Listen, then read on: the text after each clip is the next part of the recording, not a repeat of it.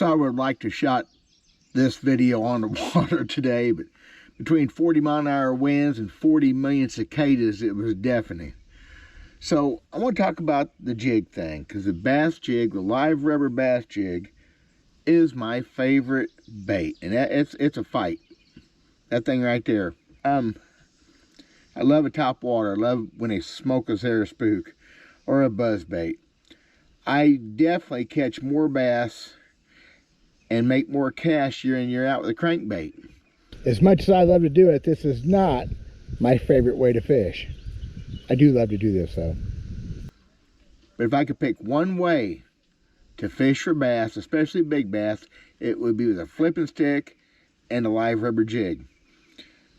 Since I came back to fishing, though, I've noticed some things I want to try to touch on. And that is the need for different jigs for different applications.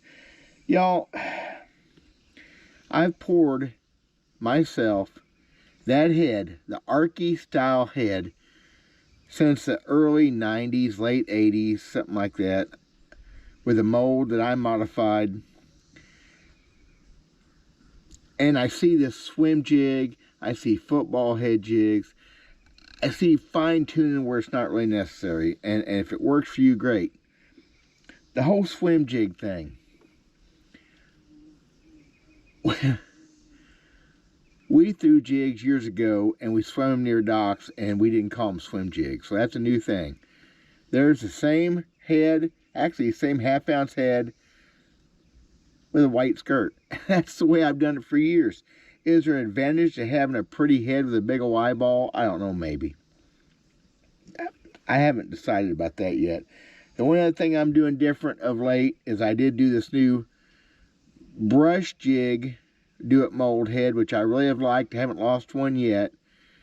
Of course, I do my own trailers. Anyway, there's a lot to jig fishing, and Randy Blockett did a big video a while back that I have not watched because I've been wanting to do some of these videos. So nothing against Randy, but I want to do this my way. Old school live rubber. I do silicone. I have some silicone skirt stuff here.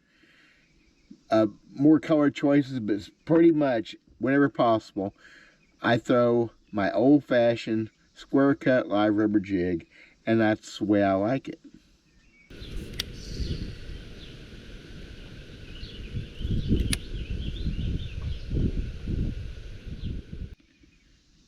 The live rubber jig in its current configuration came out of Arky jigs. Back in the early 80s, Arky jigs was out of, Ohio maybe? Arky, Indiana, I don't remember, I have to check. I think Bob Carnes was the guy's name. Article in Bassmaster magazine. Man, they used to have great articles in Bassmaster. And I read that article about jig and pig fishing, and I took it to heart. Jig and pork frog. I went and bought some jigs. They were new. They hadn't seen them before. I hadn't seen them at all. Went and bought some pork frogs and had outstanding, crazy luck with that bait. And to this day, I still throw a jig and frog. I hate that jig and pig.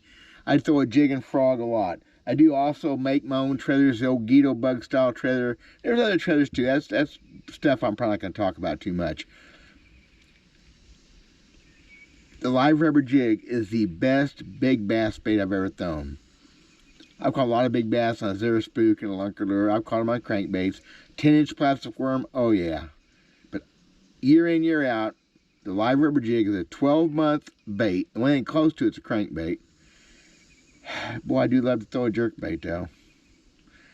Anyway, I get sidetracked. Live rubber jig. Go out and catch a limit, say, luckily, maybe some good fish on that one. Then I pot that whammer jammer. Bet you never seen one of those before. Huh? Yeah, stuff I make myself. I gotta quit. I crack myself up. All kinds of colors. Now, so you have to have a different style head for everything you do with a jig. No, if you have 6 of these heads in 3 different sizes and a handful of skirts, you got all you need to jig fish. You've got everything. I don't get swim jigs. I don't get finesse jigs. That's a 1/4 ounce jig or an 1/8 ounce jig instead of a 1/2 ounce. I don't get it. The flipping jig with a bigger hook, I get that over a casting jig with a smaller hook, maybe. I like the big hook. I like the heavy line. I like whooping it to them. One thing that I find disturbing in watching other videos, and even the clickbait, the thumbnails, clickbait, whatever, same difference. I don't get how come people are throwing a jig a certain way. Why they're still building this way. And I'm going to fake this. This is a jig that I make myself. You see that weed guard? How come so many people are building jigs where a weed guard does that? What's with that? That is ridiculous. And I'm seeing it all the time. I'm also seeing people not trimming that weed guard. When I'm throwing a jig, that thing is trimmed down, close to the barb, close to the point, and then I spread it out. Anyway, that's probably too much information. That's that weed guard needs to lay right across the point of that hook, and low and wide and strong enough to do the job. Whenever you see a bass jig, I think most of them seem like have that thing standing up, and I see people fishing it that way. A fish's mouth, do I have to explain that? What that does? Even if you trim it short, then you've also got that big old gap between the weed guard and the hook. Let me tell you about my hooks.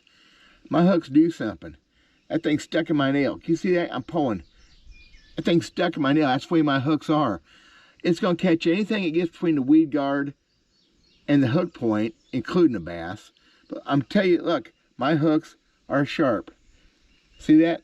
That's the way they stick. The weed guard needs to do, it's probably a secret. I guess I should. Geet Hibden knew about that. Geet and me talked about this a bunch over the years.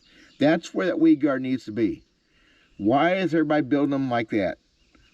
So when I bought this mold, this Arky Do-It mold back in the day, I almost immediately, after talking to Geet Hibden,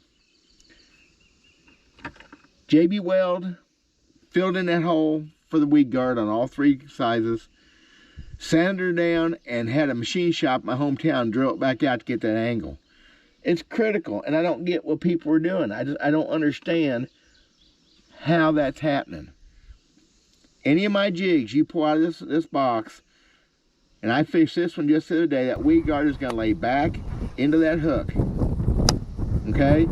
The angle's perfect. The fish doesn't have, the deflection is perfect. You're missing fish if you're doing it the other way, I think. You're screwing fish up. Oh, look at that poor crawdad. Just got one pincher. Wonder what happened to him.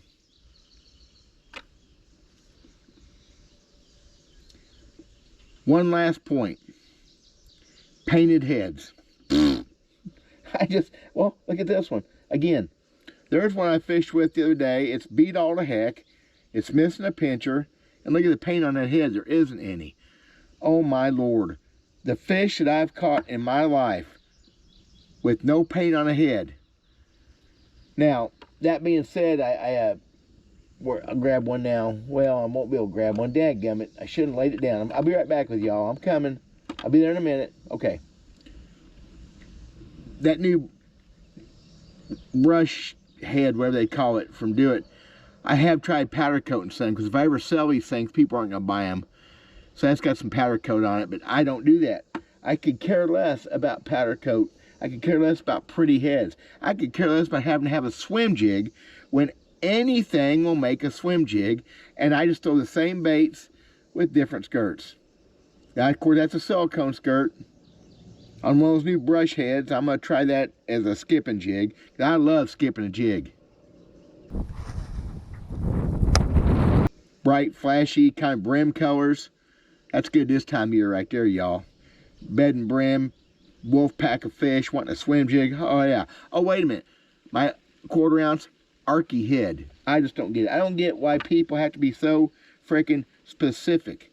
Don't get that at all. So that's what I'm talking about. And I'm just rambling. The whole jig thing is a science.